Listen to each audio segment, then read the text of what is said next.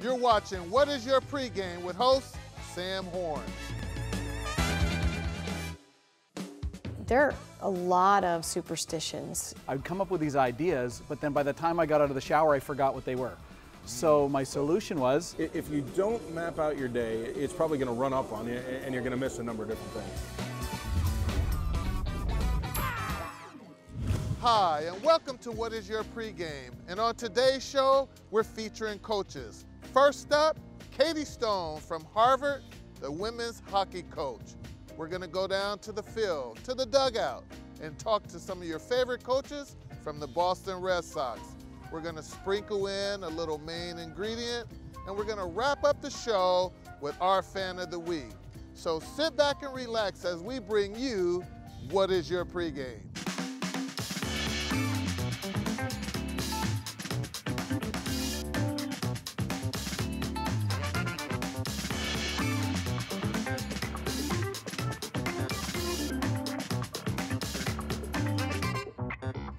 All right, welcome back to What is Your Pregame. We're hanging out with Katie Stone. How you doing today? I'm doing great, Sam. All right, 24 years here at Harvard. What has that been like?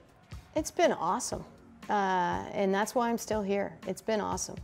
The environment, the support that we've been given while I've been here, to watch our program grow and see the kids develop and do great things after college that have something to do with hockey, but then go on to greater things.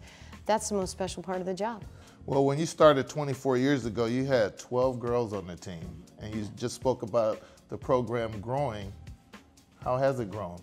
Oh, it's been amazing. I mean, when I first started, there were kids that were, funny visual. We had a kid who one of our better players wanted to come off the ice for a line change, and it's like, you got to stay out there, because we just didn't have the bodies. And now the game has grown so much, so the numbers are higher, the competitive level is higher, and we're sending kids off to the Olympic Games, or getting kids from the Olympic Games in some questions. They've already, some instances, they've already had an opportunity to play in an Olympic Games. So it's a pretty cool opportunity, and it's a tough place to get into, but once you're here, it's awful worth it. All right, well, we also been checking your resume. You were a player, and a pretty good player. Why don't you tell us a little about your career? Well, that was a long time ago. A few years ago.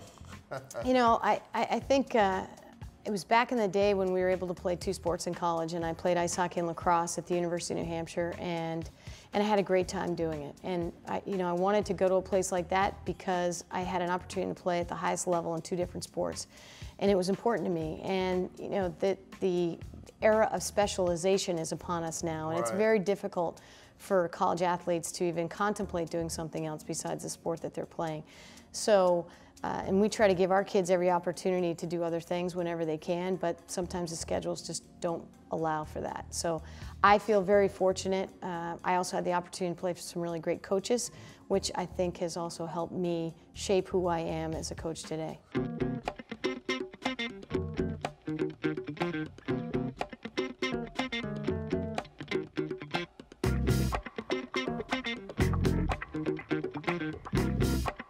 But you come from a whole line of family coaches, so to speak. Is that something that you all just thought you wanted to do, or is it just happening because you were such great players?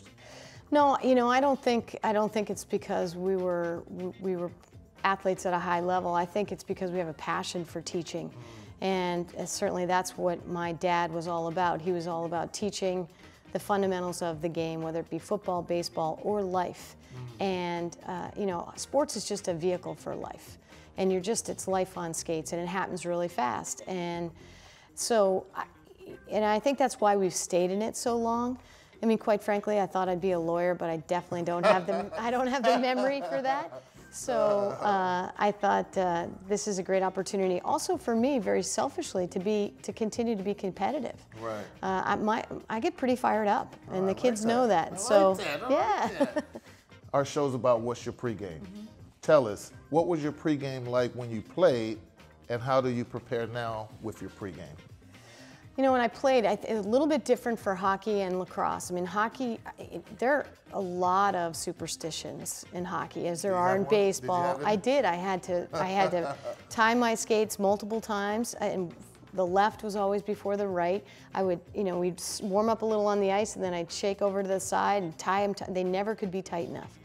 And, it's about what you eat and do you get to rest during the day, that type of thing.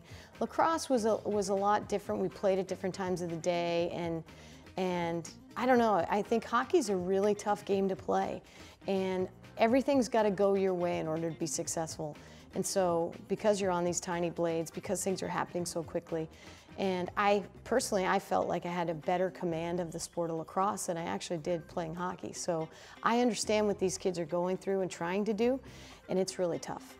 All sports are tough, and when you talk about the nutritional values from food to take you, through the game or through the match or what have you, what were you eating, and what do the girls of today eat? Oh, so different. So I used to have a big bowl of cereal, and that was probably not cereal. Right. That's not what the Any particular brand? I would just mix a couple different things together, and then, I mean, honestly, we probably didn't fuel ourselves as well as we needed to, or were capable of providing our athletes today. I mean, these kids eat well, and they work hard. They expend a tremendous amount of energy. And so we want to make sure that they get the fuel they need: chicken, pasta, vegetables, actually trying to stay away from the grains leading up to game time because it's such a physical cardio sport. So we have all kinds of snacks and food in the locker room for them. I mean, they're well taken care of. All right. Katie's taking good care of us on What Is Your Pregame Today. We'll be right back after these messages. My problem was I'd come up with these ideas, but then by the time I got out of the shower, I forgot what they were. So my solution was,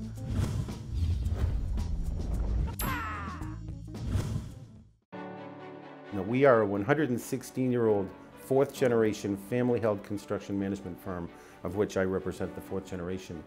In addition to our work at Fenway, we work for all of the fine institutions across the city, from Mass General Hospital and Brigham and Women's to Boston University to Boston College, and even across the river at MIT. But with these clients comes very, very high expectations on their projects. So I can say, representing the fourth generation at Walsh Brothers, we build to perfection. My name is George Mumford, and I've been a Mercedes-Benz owner 16 years, and about 14 of those years I've been working with a particular salesperson, TJ.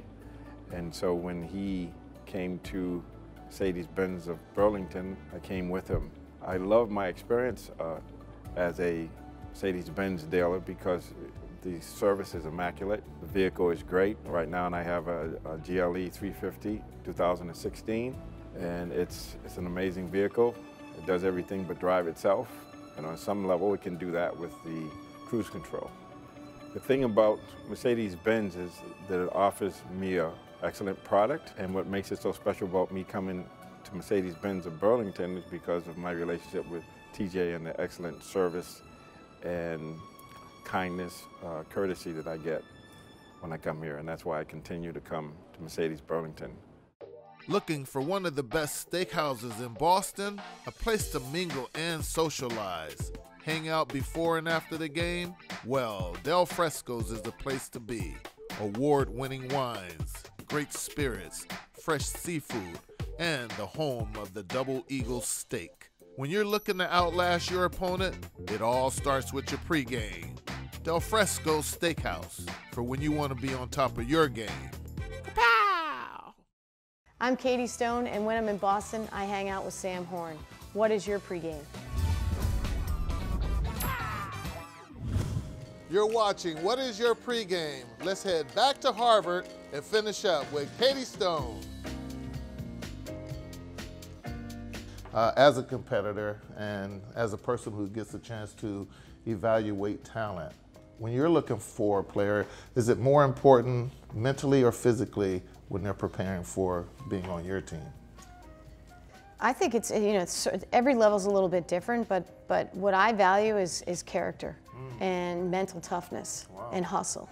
And because if you have those ingredients. Do you teach those things, or do those things come from within? I think they're both. I think they can be in there, you can cultivate them, bring them out a little bit more, and then you can continue to model and give examples of what we're looking for. And you know, I think kids want to do well. They want to be held to a high standard, and they want to be pushed. And so that's what we try to do here. And I think that, you know, talent only gets you so far. Right. And you know, you're looking at people that are running out, you know, short little singles, and are they gonna get there, right? It's the same idea. Are they gonna go to the net? Are they gonna go to the net hard and play in the dirty areas of the ice? Are they gonna take a hit and get up as quick as they can, faster than their opponent? Those are the types of things that we look for in recruiting. And to me, so much of that is shaped in their character. And so character ends up, and there are lots of factors in whether you're a college coach, you're an Olympic coach, what you're looking for, and talent certainly plays a huge part in it. But at the end of the day, if you don't have that character and willingness to be a fantastic teammate, right, then you might not get everything you're looking for in that experience. I'm Katie Stone, and you're watching What Is Your Pregame? Up next is the main ingredient. Katie, tell me, if you were to pick one element to attribute your success to, the main ingredient for you, what would that be? I think it'd be discipline, and discipline in the details, the little things, and certainly not the discipline in the, you know, not getting after kids or that type of thing, but just the attention to detail is it, and that's what I attribute the discipline to. You know, trying to get our kids to do a few things incredibly well, than trying to have this broad range of average. What about for yourself? It's trying to be in a routine, keep things simple, enjoy what you're doing.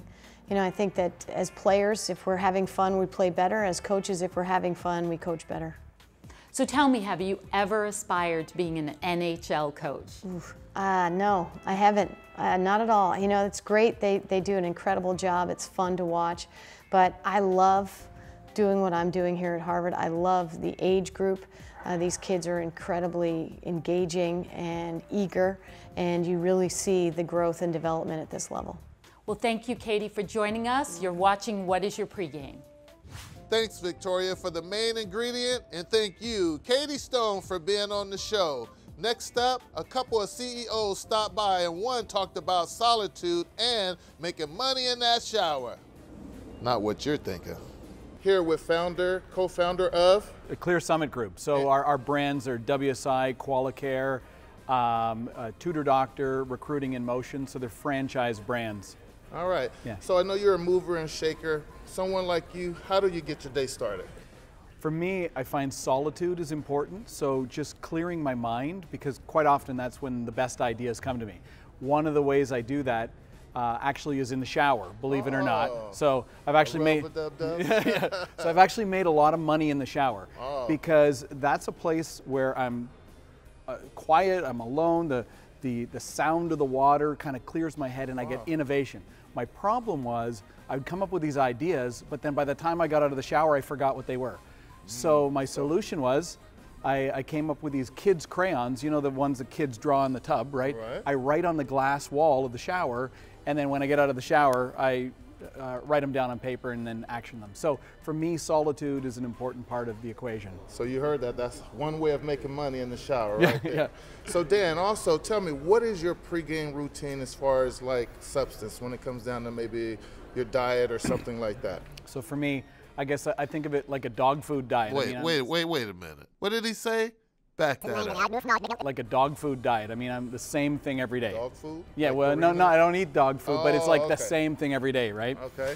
And we talked to Rick Anderson, ex-IBM guy, about his thoughts on how to create a great day for yourself. You'll see what I mean. Take a look. All right, Rick, tell us. What we're working on is What Is Your Pregame? Tell us about how you start your day. Well, as I've gotten a little bit older, I've learned that I need a blank mind. I need to have a clear mind in the morning. And I'm an ex-IBM guy by trade. And computers were my forte for many, many years.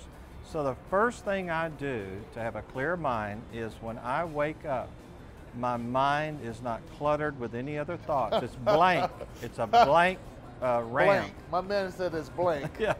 And when I stop right then and I think about my day, all of a sudden the clear things come in my mind, and this is what I want to accomplish for today. So it's a planning.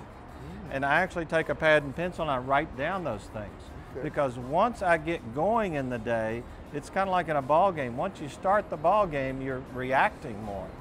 This first thing in the morning of waking up is not reacting, it's creating. Well, you're talking about improving. You're out here with the first base, as a first base coach. You're working with the fielders, running bases. How much time do you put into that? Is it more time putting into being an actual coach or being a general manager?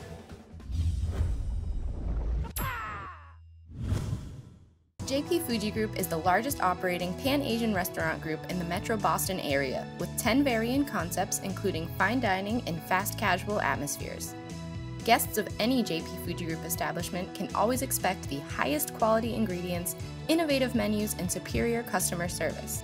I want to give them a present, I want to give them a gift, and I love doing what I do. Nothing beats that feeling of give people something. I hope they can taste the love that I put on every single dish. Hi, I'm Sam Horn, and welcome to What Is Your Pregame, a new show full of flavor and with a little twist. When I'm in Boston, I hang out with Sam Horn. What is your pregame? We'll bring you up close and personal with some of your favorite CEOs, celebrities, and athletes to find out their pregame.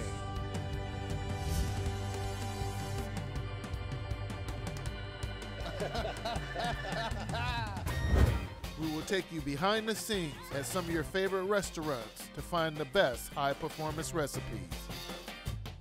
Hang out in the dugout as we talk pregame prep with some of the game's best players and coaches.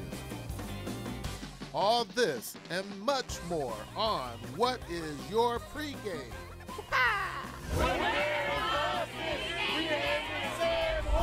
You're watching What Is Your Pregame? We'll be right back after this.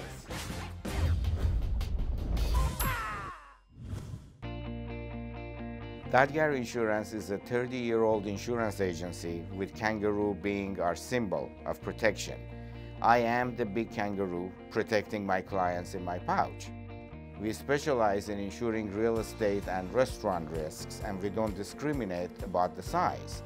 Whether it's a two-family in Somerville or a Chinese takeout in Chelsea or 1,000-unit apartment buildings or a chain of restaurants, at Dadgar we insure it all. When I'm in Boston, I'm hanging out with Sam Horn in What Is Your Pregame? During the season, we met up with some Red Sox coaches and went down to the dugout as we talked about drills, techniques, and the preparation it takes before the game.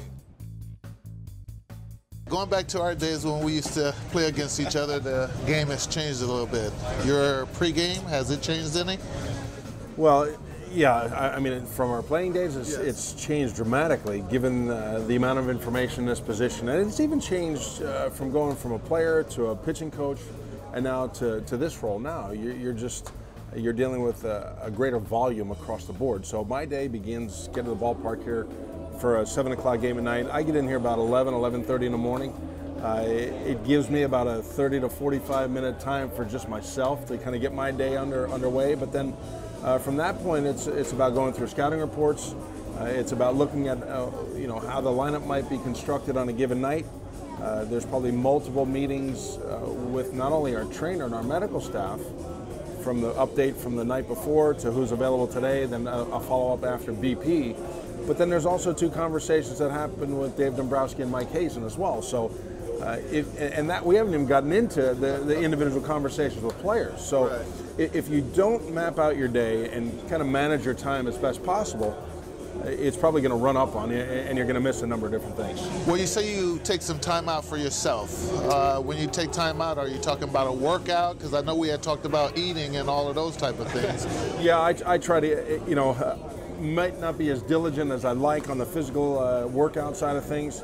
That could happen with a long walk in the morning, even before I get to the ballpark. But given the last year, what I've gone through personally from a physical standpoint, and the cancer and the chemo and all those types of things, I have found it to be even that much more critical for me to spend a little bit of time by myself.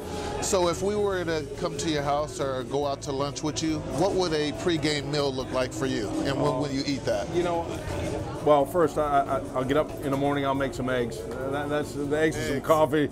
I'm pretty straightforward, man. I'm not real extravagant when it comes to the food side of things, but I'm not a big meal eater. I kind of have a number of smaller meals throughout the course of the day. Chicken and fish are always going to be in the mix, and any kind of green vegetables are always good for me.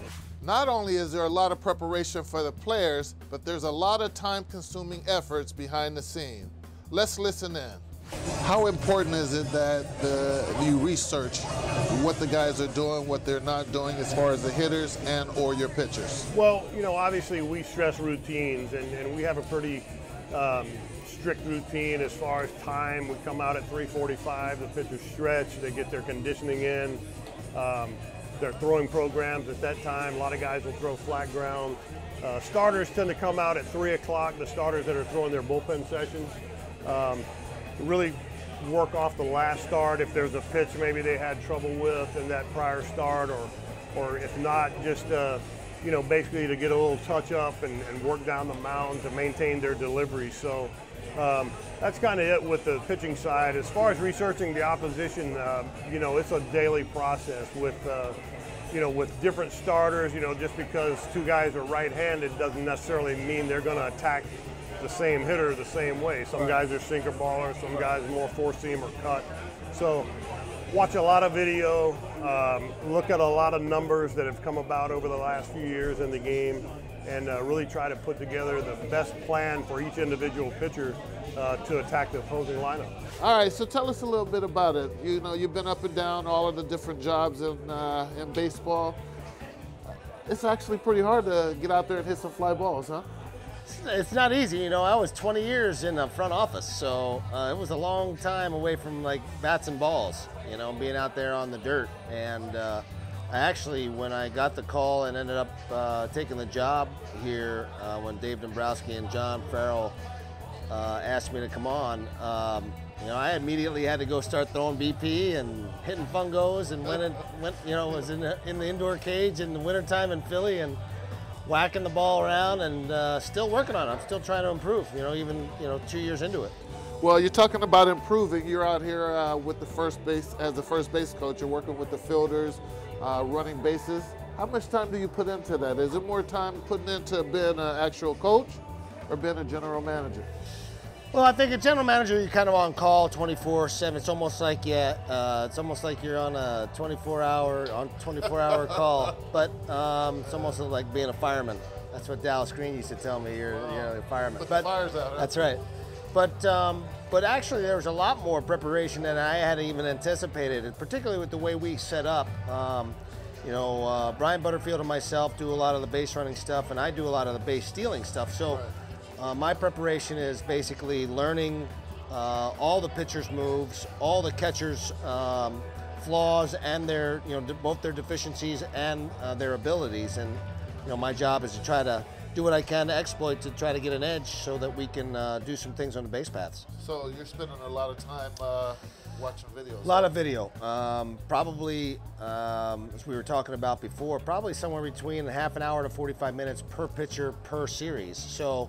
You know, you're looking at, if you have a 3-game series, you're talking about, you know, 3 starters and maybe 7 or 8 relievers that you have to do some video on, and that's quite time consuming. And then of course you're, you know, doing your stuff on the positional players, because you want to make sure you position your outfielders properly in the outfield. So it's quite a bit of time to prepare per, you know, once you're finished with one set of advanced work, you know, you're actually, while we're playing, you know, one team now, we'll start right away on the next team.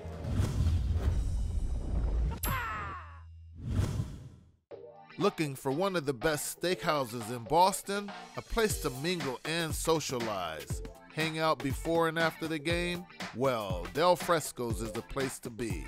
Award-winning wines, great spirits, fresh seafood, and the home of the Double Eagle steak. When you're looking to outlast your opponent, it all starts with your pregame. Del Fresco's Steakhouse, for when you want to be on top of your game. Kapow!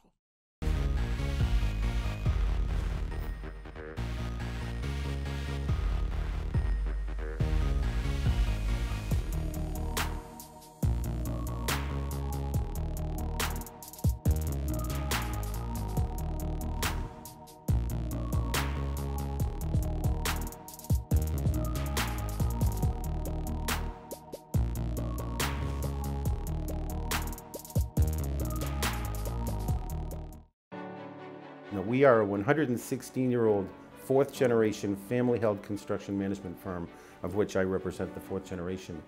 In addition to our work at Fenway, we work for all of the fine institutions across the city, from Mass General Hospital and Brigham and Women's to Boston University to Boston College, and even across the river at MIT. But with these clients comes very, very high expectations on their projects. So I can say, representing the fourth generation at Walsh Brothers, we build to perfection. Dadgar Insurance is a 30-year-old insurance agency, with kangaroo being our symbol of protection. I am the big kangaroo protecting my clients in my pouch. We specialize in insuring real estate and restaurant risks, and we don't discriminate about the size. Whether it's a two-family in Somerville, or a Chinese takeout in Chelsea, or 1,000-unit apartment buildings, or a chain of restaurants. At Dadgar, we insure it all. Hi, I'm Ruben Amaro Jr., first base coach of the Boston Red Sox. Love hanging out in Boston with Sam Horn. What is your pregame? Welcome back. Before we wrap up, let's rewind to last year's season opener at Gillette Stadium. Our pregame party, not tailgate, pregame. As you know, I'm always trying to find out who has the best pregame things going on. I think I found something though, but let's take a look. We're at Gillette, we play scat. What is your pregame? And how many lobsters? 20. I'm coming on over. Yeah, come on. So I hear you're the dude that paid for all of this. Tell us a little bit about it. Well, my cousins came in from out of state. Nice. So we started off with the Cowboys tailgate last year. Then it was the Houston Texans tailgate. Oh, wow. So now I had to top them. So what are you going to do after the game? The Red Sox game. The Red Sox game right after? Right after. Like your pregame and postgame. Thank you so much. Great t-shirt. What's it say? They hate us because they ain't us. What is your pregame? I'd like to personally thank Katie Stone and the entire women hockey team over at Harvard. Thanks to the Red Sox coaches and a couple of CEOs who gave us some tips about making money in the shower. I'd like to say thank you to our sponsors, Dadgar Insurance, Walsh Brothers Construction, and Del Fresco Steakhouse. And a very special thank you to you, the viewers, for watching What Is Your Pregame? You can check us out at whatisyourpregame.com and other social media. My name is Sam Horn. I'm your host. Thank you for watching. We'll see you next time. Yeah, because I rush. Have a tendency where I'm still in the frame and she'll start it? Yeah. Okay. Main ingredient, take one. And go ahead. Ready. Welcome back to What Is Your Pregame? I'm here with Katie Stone. Wait, start that one more time. Sorry. He hadn't even finished the word when you started. I told you, I'm like. Good, you're focused. Yes. All right, here we go.